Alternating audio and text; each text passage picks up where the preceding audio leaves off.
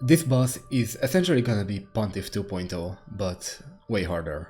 Now, of course, you could try taking the same approach and just parry her, but I myself found this to be not worth doing, not only because you need to parry multiple times to actually get a stagger on her, but also because her attack patterns are just pretty damn hard to read. It's not something as simple as a Crucible Knight or Malacat. So, instead of worrying about all of that, I simply went for a brute force strategy. The weapon of choice was a lightning-infused greatsword, with the Crackblade Ash of War. You might be wondering why I'm not using something like Giant's Hunt or Lion's Claw. The answer is because Crackblade provides not only a damage boost, but also because it makes it easier for you to stagger your opponents. Keep this in mind for later. On the topic of buffs, I recommend using Golden Vow and Black Flame's Protection. I know it got nerfed very recently, but trust me, it's gonna work so well for this boss, at least for phase 1, which admittedly is the only phase we care about. I also use Bestial Vitality, but it's okay if you don't. It's not gonna make a massive difference, but I personally think it's better to be safe than sorry. As for what seal you should be using, it doesn't matter. You just want the buff and nothing else.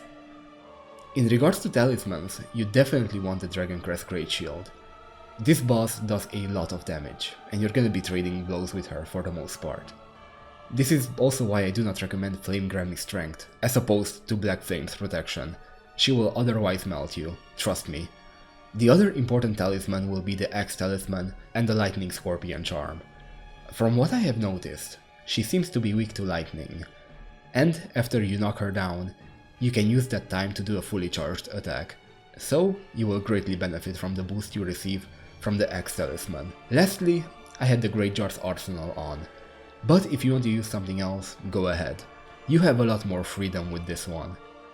As for the physic, the Stone Barbed Crack tier is a must-have. It makes you break her stance even faster, which is exactly what we need. You can use anything you want for the other slot.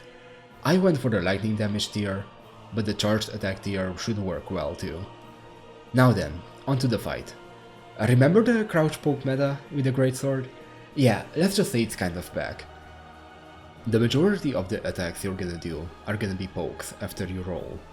I find that the best time to punish her is whenever she dashes around, and when she does a thrust attack with both swords. If you have enough poise, you can just R1 spam and get a stagger on her as you do that. It's a bit risky, so I don't really recommend it, but if you think you can take it, go for it. On the topic of rolls, you do want to watch out for two attacks in particular. When she raises both swords, she's going to do two delayed attacks back to back, so be careful not to get roll caught. The other thing you have to watch out for is when she does Carrion Grandeur. There is a slight delay when she does the second attack, so be careful not to get caught. Also, you cannot walk behind her to avoid it. Trust me, I tried. It didn't work. Anyway, the good thing about her getting staggered is that she stays down for a few seconds, meaning you don't have to worry about attacking her right away. You can use this time to drink, do a regular attack, reapply Crackblade, or even just waiting for your stamina to refill a little bit. Don't forget, stamina management will be key to victory. After you do a critical on her, you want to start doing a charged attack right away. She must be old or something because she takes a few seconds to get up, so you can use this as an opportunity to deal some easy damage. Now then, the most crucial part regarding phase 2. How do we deal with her phase 2 transition? Well, you just want to make sure that she will transition into that. Hear me out. You basically want to have a full stamina bar as she is transitioning.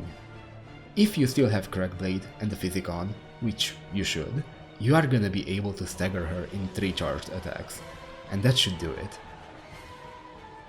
I do want to mention, I only had my blessing at level 3 when I did this fight.